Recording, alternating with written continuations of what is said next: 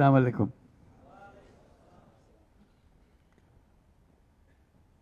তোমাদের দেখছি আর ভাবছি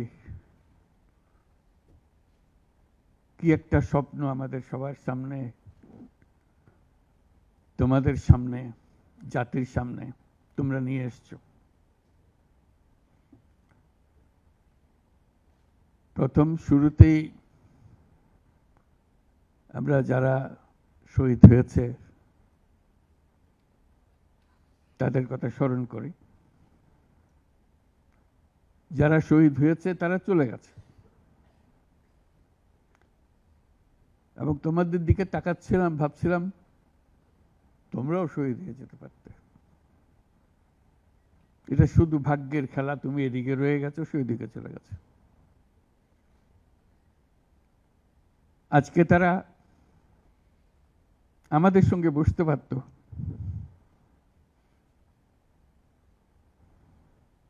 কিন্তু সেই সুযোগ তাকে দেওয়া হয়নি, তাদেরকে দেওয়া হয়নি। আমরা এপারের আর ওপারের মানুষ হয়ে গেছে শুধু ঘটনাচক্রে। কোন নিশ্চিত বলার উপায় ছিল না তুমি এখানে থাকবে, সে চলে যাবে। তুমি হয়তো 1 ঘন্টা আগে রওনা হয়েছে, 1 ঘন্টা পরে রওনা হয়েছে, এতেই তার সমস্ত কিছু পাল্টে গেছে। যখন হাসপাতালে যাই তাদের দেখার জন্য, তাকাতে কষ্ট হয়। এরকম তরতাজা একটা ছেলে, একটা মেয়ে এরকম ভাবে কিভাবে ছিন্ন বিচ্ছিন্ন হয়ে যায়। মাথার খোল চলে গেছে, এদিকে পা চলে গেছে। একজন তাজা তরুণ রংপুরে আমাকে বলল, ফুটফুটে একটা ছেলে, স্যার আমি সারা জীবন ক্রিকেট খেলতে চেয়েছিলাম, ক্রিকেটার হব। এখন দেখেন আমার পাটা কেটে ফেলেছে। ওই পা রাখার উপায় ছিল না।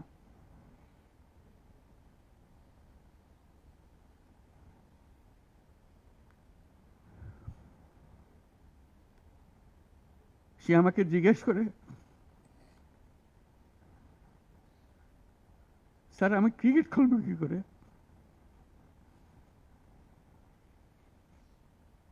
ক্রিকেট তার মাথার থেকে যাচ্ছে না, পা নাই।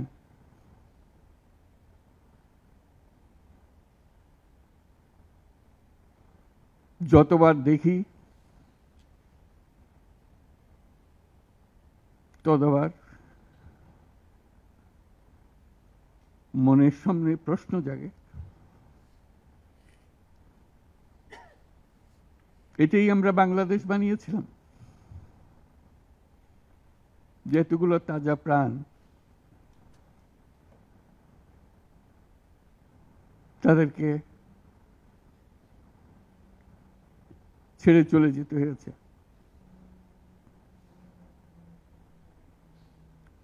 আমরা যারা এখানে আজকে বসে কথা বলছি, তাদের একমাত্র দায়িত্ব তাদের যে ত্যাগ, যে জীবনের বিনিময়ে তারা আমাদেরকে আজকে এখানে বসার সুযোগ দিয়েছে। তারা না গেলে আমরা আজকে এখানে বসতে পারতাম না। সবাই আমরা যারা সরকারের মধ্যে বসছি, তোমরা যারা আজকে শান্ত মনে এখানে কথা শুনতে এসছো, কেউ এই ভূমিকায় আসতে পারতাম না।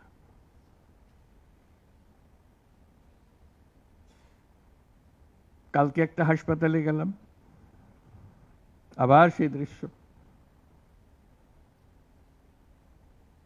কচি কচি প্রাণ, মাথার খুলি উড়ে গেছে, মাথার অর্ধেক নাই। গুলি মাথার ভেতরে রয়ে গেছে।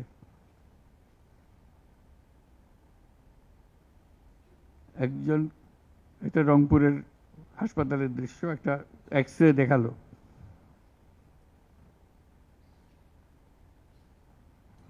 মানে দাগ, অসংখ্য ছোট ছোট ছোট ফুট ফুট ফুট ফুট ফুটা করা ছবি। আমি বুঝতে পারতেছিলাম এটা কি দেখাচ্ছে আমাকে। আমি জিজ্ঞেস করলাম এটা কি? যেগুলো গুলি তার শরীরে এখনো রয়ে গেছে, সে বেঁচে আছে, রাবার ব্লাড।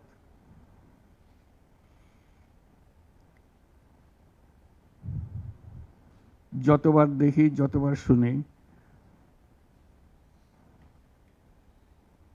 আবার নতুন করে প্রতিজ্ঞা করতে হয় যে স্বপ্নের জন্য যারা প্রাণ দিয়েছে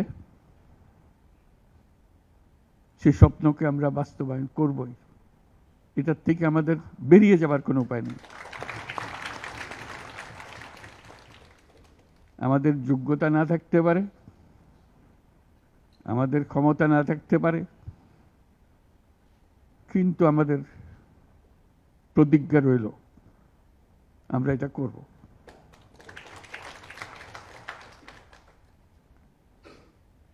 আমি খালি দেখি এই যে ছবিগুলো, আমি তাদের সাক্ষাতে ছবি বলতে যে দৃশ্য দেখলাম, এটা তো সবাই দেখছে না। যারা হাসপাতালে আসছে তারা দেখছে। প্রতিদিনের ঘটনা, একবারের ছবি না। তো মানুষকে এটা তো জানাতে হবে, বোঝাতে হবে যে কি এর পেছনে কি ছিল। মানুষ এমনিতেই তোমাদের পেছনে অত্যন্ত উৎসাহ সহকারে যোগ দিয়েছে। এটা কোনো তাকে কেউ স্লোগান দিয়ে, কেউ হাত বুলিয়ে বলেছে এই কথা না, কারণ তার মনের সঙ্গে তোমার মনের একেবারে সোজাসুজি মিলে গেছে। দেশের মানুষ যা চায় সে কথাটা তোমরা স্পষ্টভাবে বলেছ, তোমরা প্রাণ দিয়ে বলেছ। তোমাদের যে সম্বল ছিল সেটা একমাত্র সম্বল ছিল তোমাদের সাহস, তোমাদের শরীর। এইটাই তো একমাত্র জিনিস আমরা দিয়ে দিতে পারি। কিন্তু আমরা যে লক্ষ্যে পৌঁছতে চাই সে লক্ষ্যে আমরা পৌঁছবো, এটাই ছিল তোমাদের প্রতিজ্ঞা। সেজন্যই ওরা তোমাদের কাবু করতে পারে না। এই সাহস যেন তোমাদের স্থায়ী থাকে, এটা কোনো কালে কোনো কারণে যেন এটার থেকে কমতি না হয়।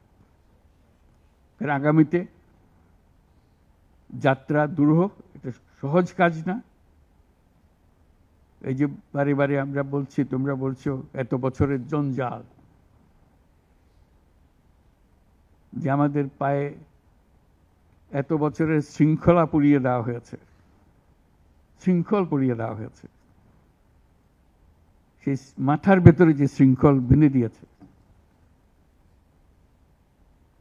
কাজের মধ্যে যে শৃঙ্খল বেঁধে দিয়েছে, সেগুলো সব কটা থেকে আমাদের মুক্ত হতে হবে। তাহলে আমরা একটা নতুন জাতি হিসেবে জন্ম লাভ করব। তোমরা এই সাহস দেখাবার আগে আমরা একটা দুঃস্বপ্নের মধ্যে ছিলাম, যেটার কোনো সমাপ্তি নেই। এই দুঃস্বপ্ন কঠোরতর হয়েছে। আমরা একে একে সব হারিয়ে ফেলেছি, দেখতেছি সব যাচ্ছে, কিন্তু টুক করে শব্দ করার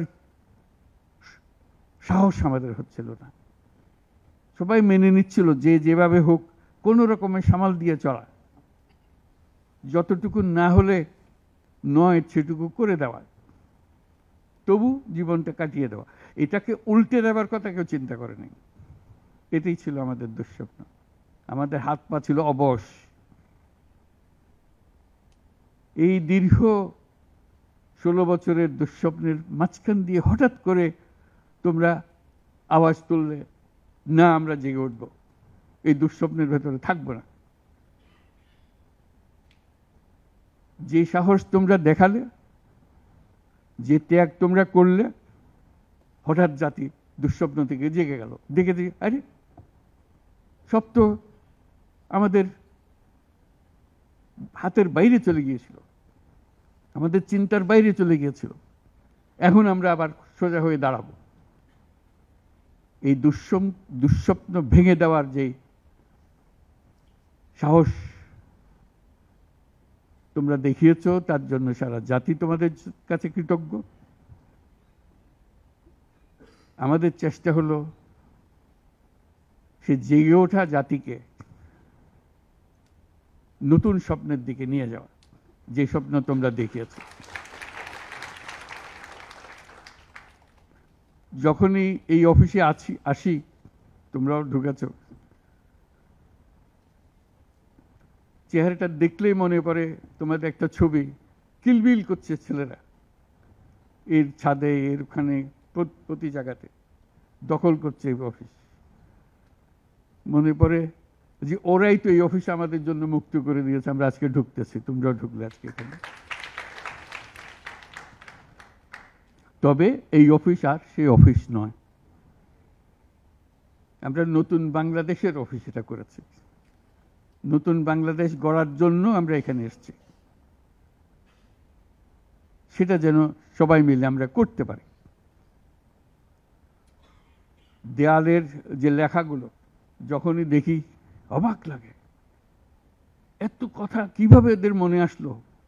এদের পেছনে তো কোনো কবি নাই, কোনো সাহিত্যিক নাই, কোনো পণ্ডিত নাই যে কথাগুলো জোগাড় করে করে দেবে, কিন্তু সারা শহর ছড়িয়ে আছে, অন্যান্য শহরেও আছে।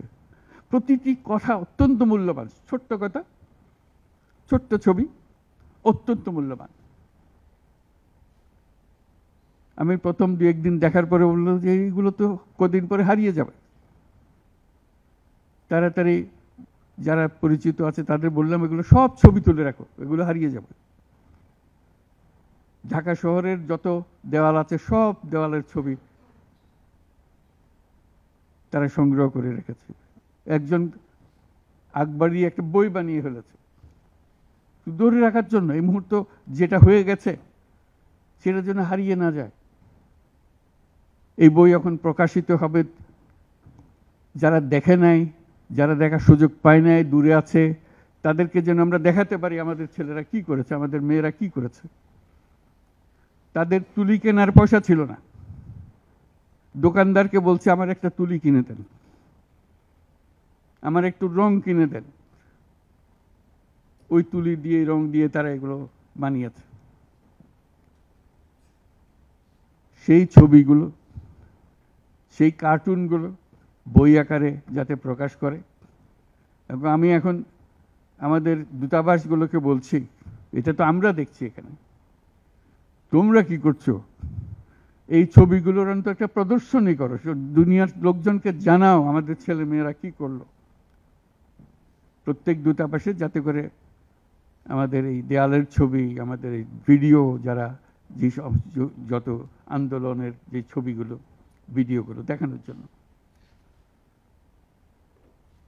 শুধু বাংলাদেশের মানুষ উতলা হয়ে গেছে নতুন বাংলাদেশ করার জন্য, তাই না? আমাদের যত বাংলাদেশী সারা দুনিয়া জুড়ে আছে, তোমরা একটু আগে বলেছো তাদের কথা, তারা সবাই বলছে যে আমরা আসতে চাই, আমরা এই নতুন স্বপ্ন বাস্তবায়নে শরিক হতে চাই। কাজে তারা, তোমরা যে ঢেউ উঠিয়েছ শুধু এখানকার মনে না, সারা দুনিয়ার বাংলাদেশিদের মনে এই ঢেউ উঠিয়েছ, তারাও যোগ দিতে চায়।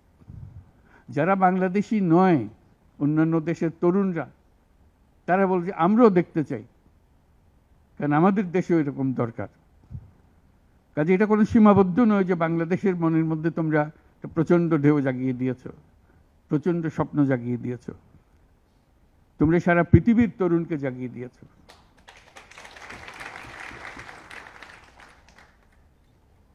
আমি অতীতে বারে বারে বলেছি অন্য প্রসঙ্গে যে এই তরুণদের হাতেই সৃষ্টি হবে নতুন পৃথিবী। আমরা যারা বয়স্ক তারা বাতিল, তারা পুরনো চিন্তা ধরে রেখেছে, ধারণ করে রেখেছে, ওদের দিয়ে নতুন পৃথিবী সৃষ্টি হবে না। কাজেই তোমরা যেটা করলা সেটারই একটা সূত্রপাত। যে তরুণদেরকে দিয়েই নতুন পৃথিবীর সূত্রপাত, এটা শুধু নতুন বাংলাদেশের সূত্রপাত না, এটাই নতুন বাংলাদেশের মাধ্যমে নতুন পৃথিবীর সূত্রপাত করছো তোমরা। কাজে এটা বিশাল একটা কর্মকাণ্ডের মধ্যে তোমরা নিয়ে আসছো পৃথিবীকে। তোমাদের দেখে তরুণরা শিহরিত হবে, তরুণরা আন্দোলিত হবে যে হ্যাঁ তাই তো, ওরা পারলে আমরা কেন পারবো না। তোমরা ইতিহাস। আজকে মনে হচ্ছে সাধারণ কয়েকজন তরুণ সামনে বসে আছে, কিছুদিন পরে এই সাধারণরাই অসাধারণ হিসেবে পৃথিবীব্যাপী স্বীকৃত হবে, যেহেতু তোমরা অসাধারণ কাজ করেছো। সেই কাজে যেন বিরতি না আসে, এটাই হলো আমাদের প্রতিজ্ঞা, যে আমরা যেন করতে পারি। তোমার অনেক কথা তোমরা বলছো, অত্যন্ত মূল্যবান কথা, এখানে দাঁড়িয়ে দাঁড়িয়ে যারা বললে অত্যন্ত মূল্যবান কথা, আমরা যেন ভুলে না যাই। আমরা যারা দায়িত্ব নিয়েছি তোমাদের এই স্বপ্নগুলো বাস্তবায়ন করা, তাদেরকে যেন মনে করিয়ে দিতে পারো আমাদেরকে। আমার একটা প্রস্তাব থাকবে, নাহিদ, আসিফ, তোমাদের সবাইকে, অন্তত মাসে একটা করে চিঠি লিখো আমাদের কাছে।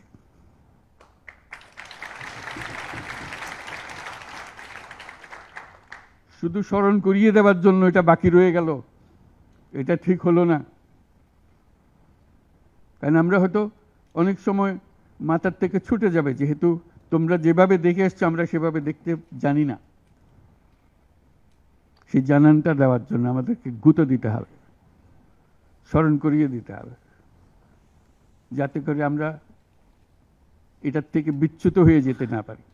এটা তোমাদের দায়িত্ব, কারণ যে পথে রওনা করে দিয়েছ সেটার রূপরেখা তোমাদের কাছে পরিষ্কার।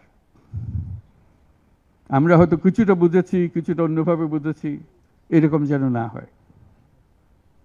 তোমাদের ঠিকভাবে যে স্বপ্ন তোমরা দেখেছ, সেই স্বপ্নটা যেন আমরা আমাদের সাধ্যমতো রূপ দিতে পারি।